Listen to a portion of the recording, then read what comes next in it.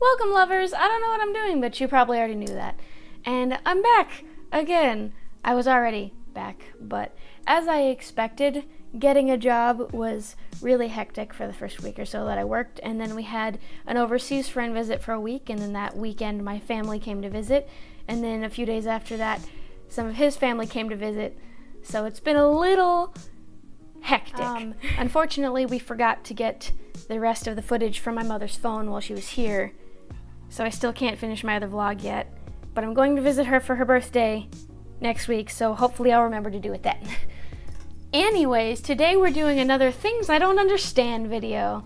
Starting from the top of Things I Don't Understand is people who buy like these big ass trucks with like really strong suspension, who then proceed to, anytime they come across a speed bump, drive like a mile an hour to get over speed bumps. And like, I get slowing down for speed bumps because that's the point of them. But if you go less than 10 miles an hour, then the speed bump is actually worse. So I don't get that. That doesn't make sense to me. Obviously, or wouldn't be on this list. The next one is a very simple, easy thing to understand. People, especially people who play games for a living, is when they pull up a rage game. Like, it is designed to make you angry, to make you rage. And then their first thing that they say when they start playing said game is, oh, I'm not gonna get angry, I'm not gonna get frustrated, I'm not gonna get mad. Like, do you not understand English? I mean, I'm sure people who speak other languages do this too, but I speak English and I understand English, so because I watch, a lot of what I spend my free time doing is watching YouTubers, and a lot of them are specifically gamers, and I've seen like most of them, at least at some point, enter into a rage game like this, and I'm like, well, then why are you playing a rage game? The next one is people who like to steal art and steal writing online. Like, first of all, it's a shitty thing to do. Like, if you do this kind of thing, you're a shitty person. Like, if they're really young, then I can only blame them to a certain degree because everyone's shitty when they're young. That's kind of a thing you have to, like, learn how to grow out of and mature. But, like, it's still a shitty thing to do. And, like, teenagers and adults, especially, like, you should know better by now. Like, what the fuck? Why are you doing this? Why are you intentionally doing a shitty thing? On top of that, first of all, a lot of people do it from like really popular artists and really popular writers, so people immediately know that it's not theirs. So like, what is the point? You're going to get caught and people are gonna fucking hate you because it's the internet, and the people who don't are just gonna call you out on it, and then the people who like get called out are just like, oh, no, I didn't, and it's so obvious, and like there's proof everywhere. And even if it's not a big artist or a big writer, people have been on the internet long enough that most people now understand how to encode their signature into stuff that they make and like put their CC into what they create, to the point that they can be like, oh, by the way, even though you cut off my name from all this stuff, here's the physical proof that this is mine. Not to mention the fact that it's illegal. Like, it is literally illegal. If you get caught doing that and the person has said physical proof that it is their original art, they can sue you for that. You can get fined. You might be able to, I don't know enough about it to be able to say you'll go to jail for that. I don't know, but I do know that you can get fined thousands of dollars for it. And if the person is a big enough artist, or it's very, very original, or if it was gonna be used for like a game or like be published, then it can be millions of dollars. Like, why? Why? You stupid. You stupid. Here's a good one. People who have pets, like indoor pets, aside from like hamsters and stuff like that, like dogs and cats, that don't let them on their furniture. Like, if you have an allergy to an animal and you buy said animal as a pet, you either need to keep it as an outside animal or take allergy medicine. Think about it this way. The entire world that your pet has is your home. That's it. Your home, the inside of your home, the floor, is their entire world. If you have a backyard, that's great.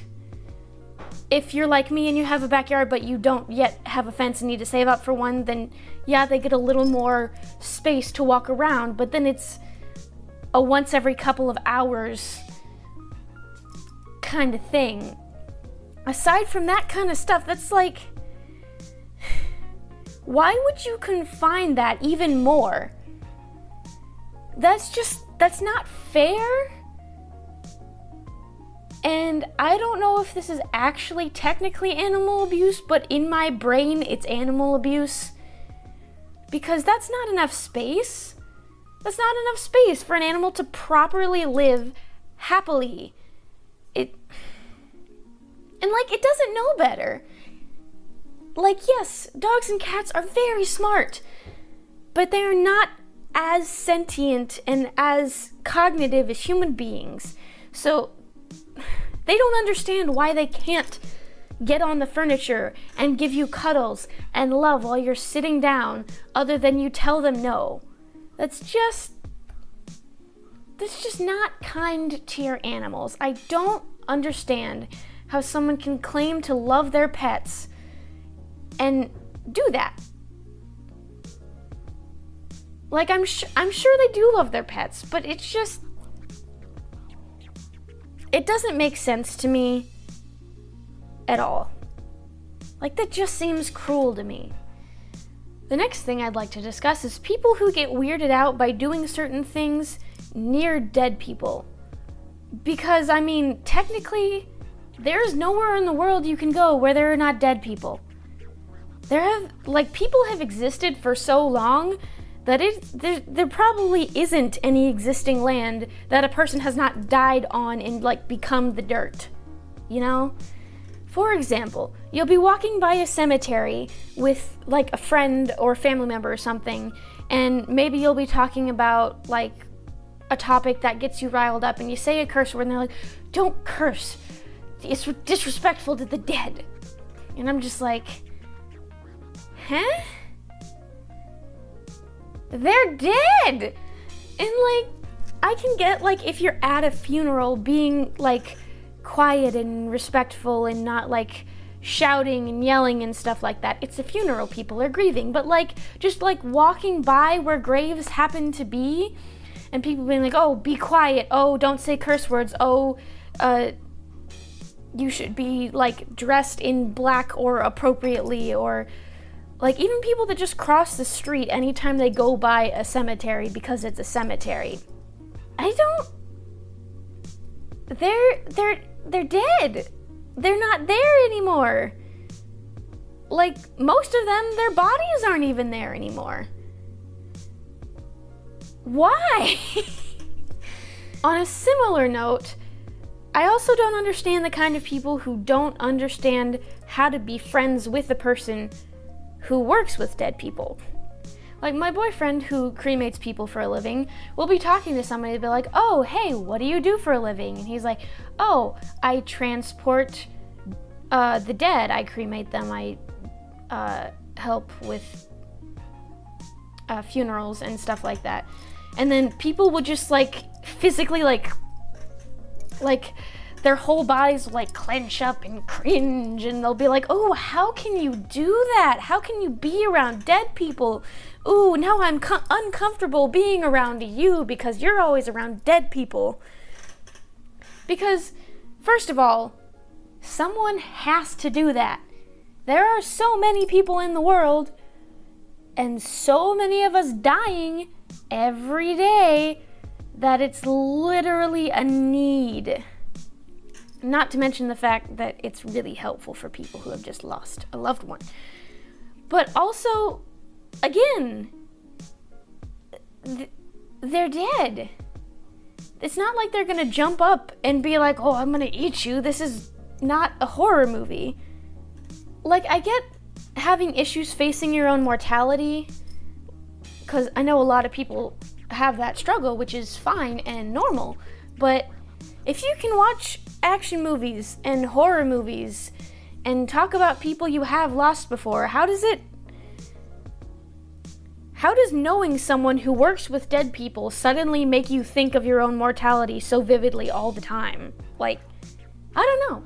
It's weird. It's weird. I don't get it. This next one is one that, like, really, really irks me. Because it's stupid. So, some of it is that it's a TV trope that, like, say you're watching a drama show and somebody ends up in the hospital and has memory loss. And then their loved ones come in and talk to them, and after a few seconds they're like, oh, they suddenly remember everything about said person. That's not how reality works.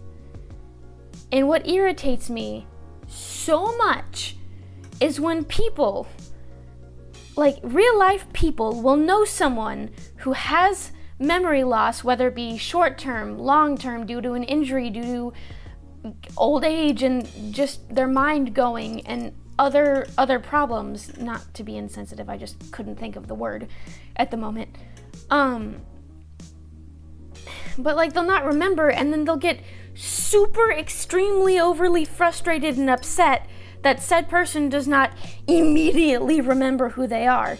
Like they'll spend a few minutes and then they'll get upset, or they'll spend a few hours or a day or two and get upset. It's like, oh, I can't believe they still don't remember who I am. And I'm like, do you have any understanding of how memory loss works?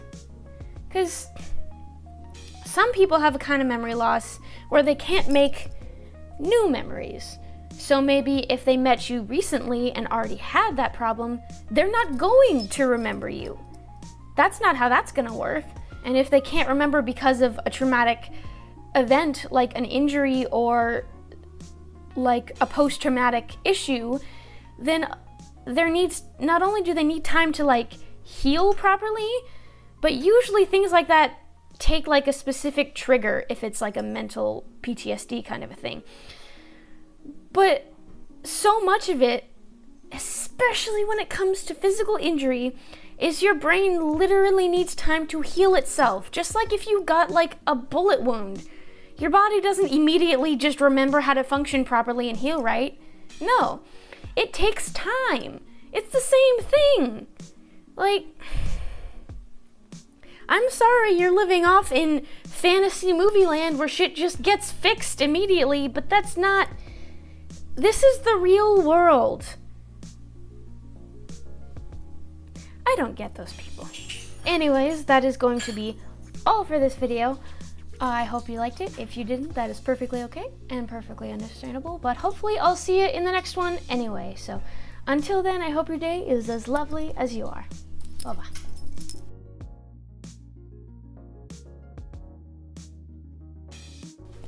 Are you French?